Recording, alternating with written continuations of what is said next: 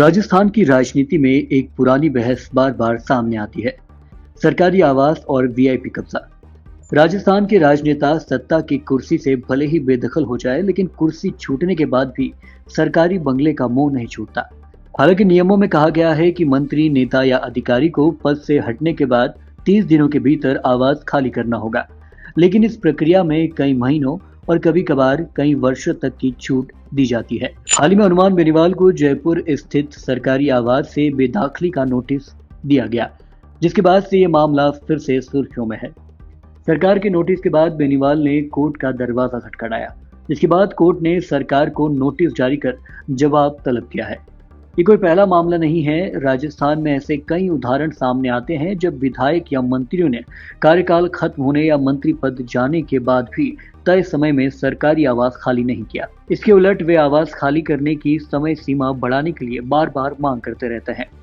राजस्थान में ऐसे ही चर्चित मामलों में वर्तमान में भजनलाल सरकार में कैबिनेट मंत्री और तत्कालीन राज्यसभा सदस्य किरोड़ी लाल मीणा का भी है, जो जयपुर में सरकारी आवास में रह रहे थे।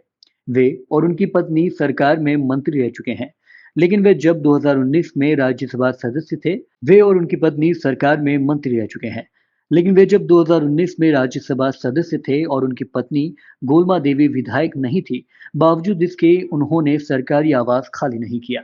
इसी तरह नरपत सिंह राजवी भी विधायक रहते हुए मंत्रियों के लिए आरक्षित सरकारी आवास में रह रहे थे। दरअसल ये आवास उनके ससुर पूर्व उपराष्ट्रपति भैरव सिंह शेखावत को आवंटित था, लेकिन शेखावत और उनकी पत्नी के निधन के बावजूद राजवी उनको आवंटित आवास में रह रहे थे। तत्कालीन भाजपा सरकार यह आवास एक अन्य मंत्री को आवंटित कर दिया था, लेकिन राजवी ने इसे खाली नहीं किया। इस मामले में एक अहम बात यह है कि पूर्व मुख्यमंत्री को आजीवन सरकारी आवास में रहने की छूट मिली हुई है।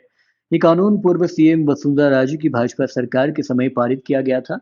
इसमें प्रावधान किया गया था कि 2 बार मुख्यमंत्री रह चुके नेता आजीवन जयपुर या राजस्थान के किसी अन्य शहर में आजीवन सरकारी आवास में रह सकेंगे और उन्हें कैबिनेट मंत्री के समान सुविधाएं भी मिलेंगी।